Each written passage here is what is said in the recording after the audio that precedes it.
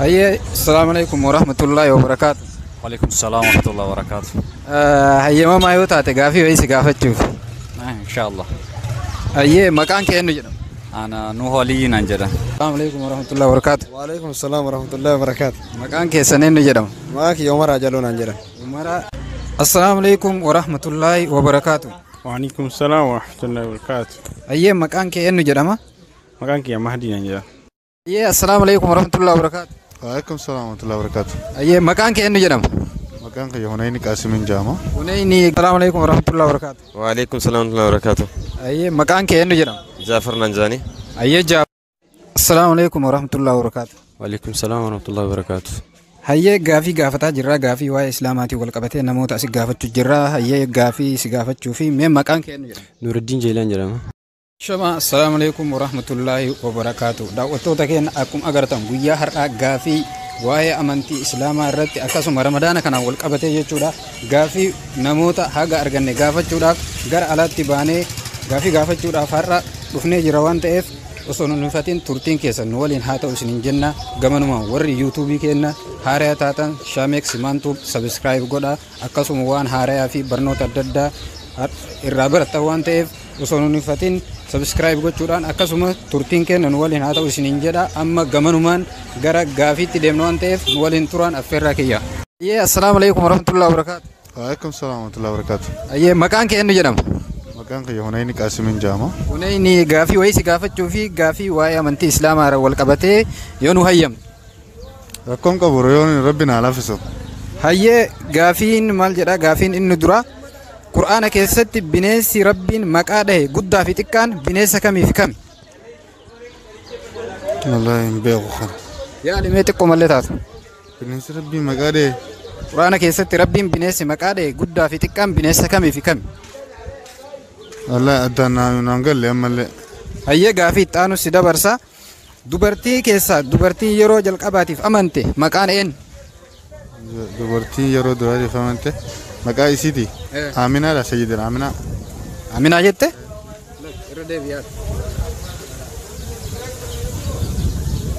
اسمه نفرتي. Hayyee ammas gaafii argachuu hin dandeenye gara gaafii itti aanutti deemna. Gaafii itti aanu maal jedha beektaa? Islaama jechuun maal jechuu? إسلام جتشون أمانتي. إسلام جتشون. إسلام جتشون أمانتي لا بقى. Jecha gabaabaa tokkotti islaama jechuun gabaabsiteetuma maal jettaan? إسلام جتشون. إسلام جتشون بقى خاديني خادرو مالي.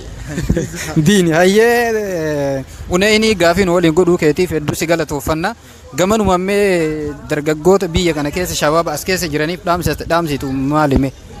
والله فقادا ركوبة خانة راي وفتسا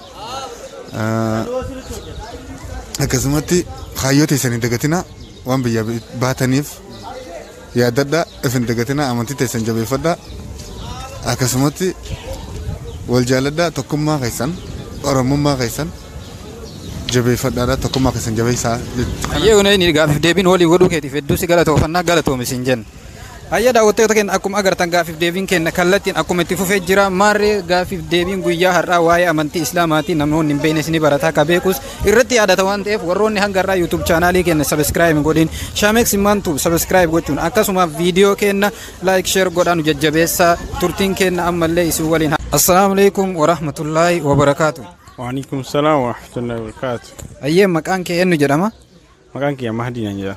Mahdi gaafiif deebii wayii godhaa waan jirruuf asitti gaafii wayii si gaafachuu barbaade yoo kanuuf hayyamtu taate jechuudha.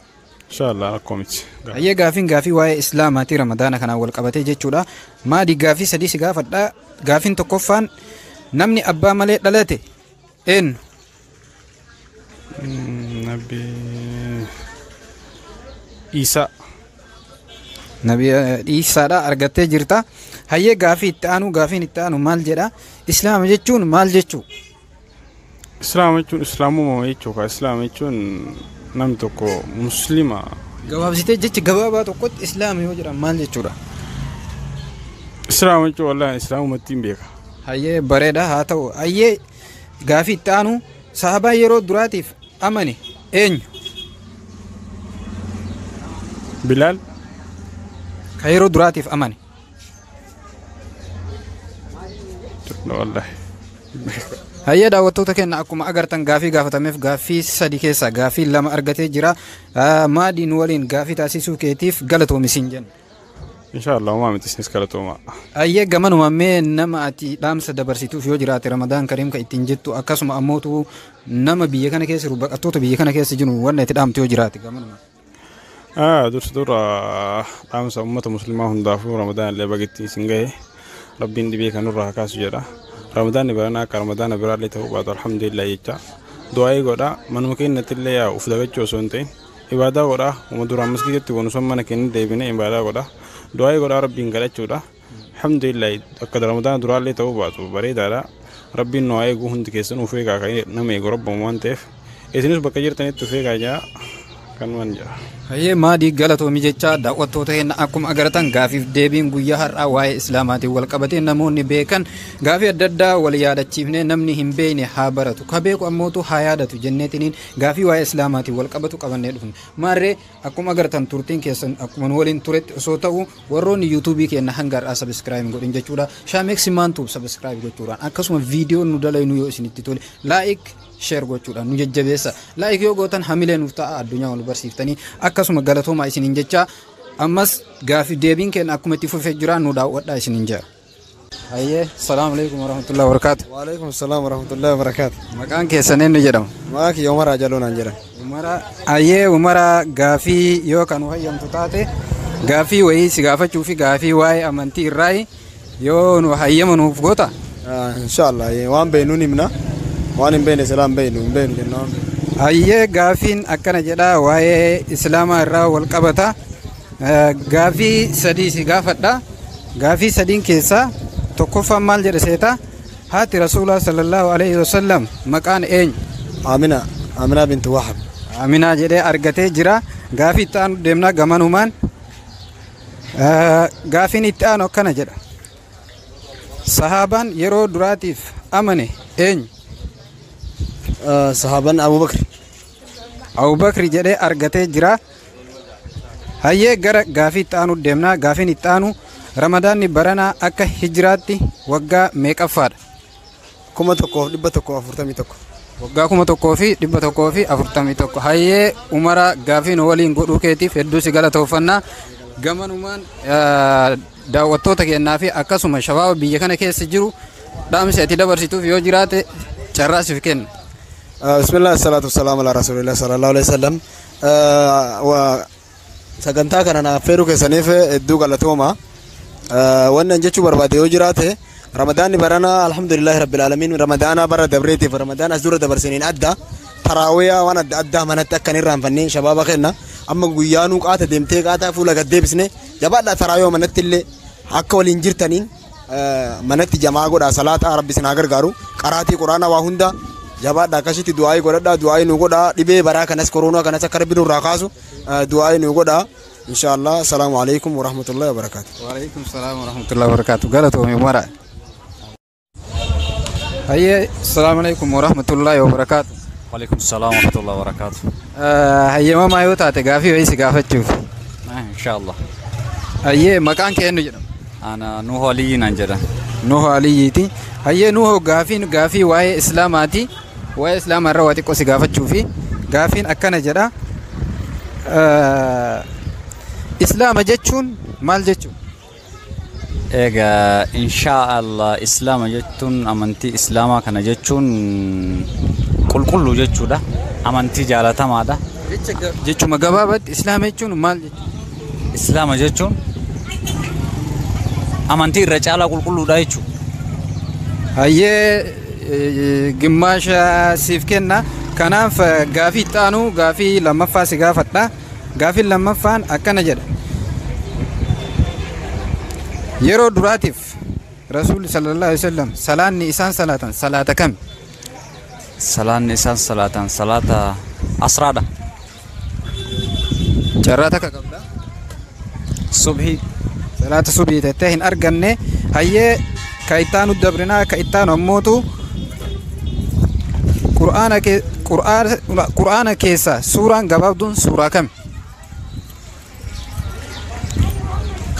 Naaxayna. Qur'aana keessa suuraan gabaabdu suuraa kami? Naaxeena. Naaxeenaa ittiin arganne irra deebi'aa. Qul wallahu ahad. Hayyee daawwattoota keenya akkuma agartan gaafii sadii gaafate gaafii sadiin keessaa hoomaayyuu hin deebisnee gimmaasha yookaan walakkaa yaalee jira. Kanaaf jechuudha ammas osoo nun hifatin gamanumaan nu waliin turaa isiniin jenna gara gaafii nama biraa yoo ka argannu taate gaafii goona. Kanaaf osoo nun hifatin ammas nu waliin turaa warroonni hagammaa YouTube keenya subscribe godhi Shaameex Maantub subscribe gochuudhaan nu jajjabeessa akkasuma viidiyoo keenya like share godhaa isiniin jenna. Assalamu alaikum warahmatullahi wabarakatuh. Waalaikum salam warahmatullahi wabarakatuh. Ayyee maqaan kee eenyu jedhama? Jaafar Nanjaanii. Ayyee Jaafar yoo nu hayyamte gaafii yoo isi gaafachuu fi waa'ee amantii Islaamaa kanarra Ramadaana wal qabate jechuudha. Ayyee na gaafadhume. Ayyee gaafii sadii si gaafadha. Gaafiin inni jalqaba maal jedha? Ramadaanni bara kana akka hijiraatti waggaa meeqaffaadha? Waggaa 1,440. Waggaa 1,000 fi 440 takaffa. dabarsa. Gaafiin taanu maal jedha? Dubartii keessaa dubartiin yeroo duraatiif amante dubartii maqaan eenyu? Yeroo duraatiif amante. Allahumma salli ala Muhammadin. Afaanumaa khiyyira jirti yeroo duraatiif kan amante. Rasuula gaafa rasuula keessa gaafatan amante bantame. Maqaan isheen maqaa si gaafadhe. والله ما كان شيء نبي خلنا يلا بدي أفانو. Ayyee daawwattoota keenya akkuma agartan Jaafar gaafii gaafatame tokko deebisee jira laman dhabee kanaaf Jaafar nu waliin gaafii gootuu keetiif hedduu galatoomi siin jenna. Isinillee hedduu galatoomaadha akkasumatti jajjabaadhaan isin jaa isinis bakka jirtanitti manni musliimaa as keessa jirus hedduu jira. Akkuma gaafuma tanaan wal fakkaataadhaan akka bifuma kanaan isinis deemtanii akka gaafii tana gaggaafattanii namni hin beeknes barsiisuu qabeekus wal barsiisaa qabeekus akkasumatti wal bira dhaabbataa ramadaana kanas ramadaana khayriidhaa kanas qiidhaa khayibaadaa waan hundatti harka rabbi nu haa godhu ramadaana rabbi dhukkuba kan nurraa kaasu inshaallah dhukkuba kana dhabama nurraa haa godhuun jaa akkasumatti galatoomaadha. Ayyee daawwattoota keenya akkuma agartan gaafii gaafanneef gaafii nu deebisee turee jira ammas nu waliin turaa. Assalaamu alaikum warahmatullahi wabarakatuh. Waalaikum salam warahmatullahi wabarakatuh.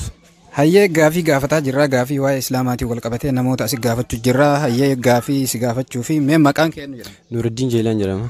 Hayyee Nuruddin gaafii si gaafachuu fi nu hayyamta? Yaa. Hayyee gaafiin maal jedha gaafiin sadii si gaafadha. Dubartii keessaa dubartii yeroo duraatiif amante eenyu? Islaamummaa fudhatte moo? Khadija. Khadija jedhee argatee jira. Gaafiin itti aanu ammootu namni abbaa malee dhalate eenyu? Abbaa malee namni dhalate Nabiyyana Isaa. Nabiyyana Isaa jedhee argatee jira. Amma gara gaafii sadaffaatti tarraa. Gaafiin sadaffaan yeroo duraatiif Rasuulli sallallahu alaihi wasallam salaanni isaan salaatan salaata kami? Zuhri. Salaata zuhriiti jedhee argatee jira daawwattoota keenya akkuma agartan gaafiif deebiin guyyaa har'aa goone kana fakkaata. Marree gaafii nu waliin godhuu keetiif Nuruddin galatoomisiin jecha dhaamsi ati dabarsitu yoo jiraate gamanumaan akkasuma nama Ramadaana bagetti sigeellee jiraatu qabaattu yoo jiraate jechuudha. Okay, duraan sursee galatoomisiin jechuu barbaada. Itti aansuudhaan dammoottu Ramadaana kanallee bagetti nu ga'e nama sommatee rabbiin irraa qabalu nu haa godhu. Akkasumas dammoottu YouTube Shaameex Maantub ka'eedhu subscribe like share gochuudhaan gargaaraan jedha kanuma jedha jajjabeessaa. Hayyee daawwattoota keenya gaafiif deebiin guyyaa har'aa qabanne kana fakkaata. Marree gaafiin guyyaa har'aa qabanne gaafii waa'ee islaamaati gaafii nama bashannansiisu gaafii kana jechuudha guyyaa har'aa asirratti xumurree jira. Marree yeroo biraatiif gaafii biraa gaafii ajaa'ibaa akka haalaan adda ta'e wayii ka barumsa adda addaa irraa argattan isiniif qabannee dhufnee jira. Guyyaa har'aatiif asuma irratti xumurra waan ta'eef galatoomaa nu faana tunaa isiniin jenna. Warroonni haga har'aa YouTube chaanaalii keenya subscribe godhin Shaameex Maantub subscribe gochuudhaan akkasuma viidiyoo nu gadhiifnu isinitti like share nu godhaa nu jajjabeessaa isiniin jenna. Assalaamu alaikum warahmatullahi wabarakaatuh.